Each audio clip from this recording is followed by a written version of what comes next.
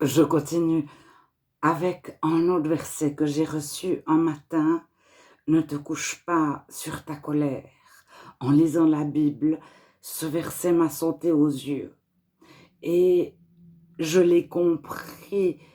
Ne te couche pas sur rien du tout.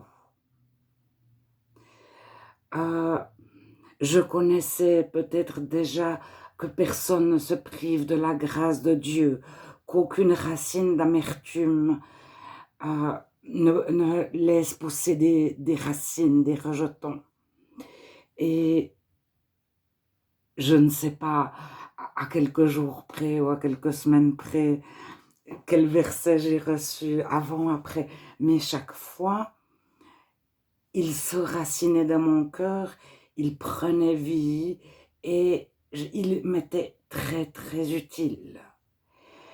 Et donc j'avais été purifiée de tout lors de ma conversion.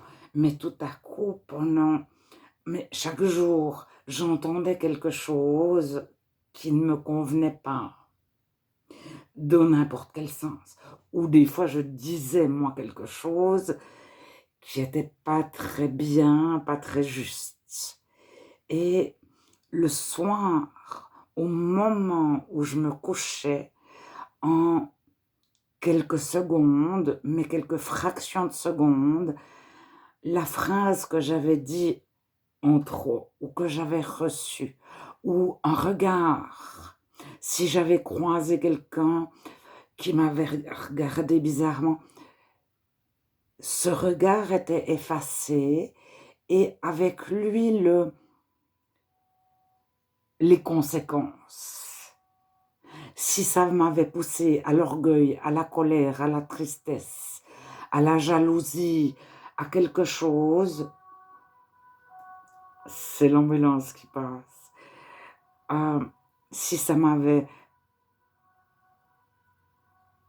J'espère qu'il n'y a pas trop d'ambulances qui vont passer. Bon. Si ça m'avait marqué,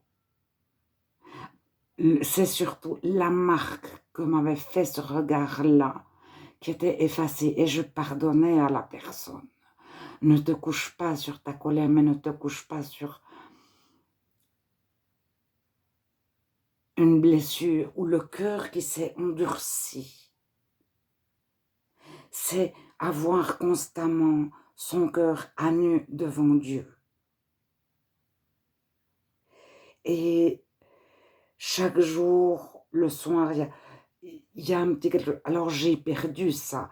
Je reviendrai dans... Là, je parle du début de ma conversion. Mais par la suite, je me détournerai de Dieu. Mais je vous encourage, si vous sentez que vous vous détournez de Dieu, à rester fermement, à revenir dans sa main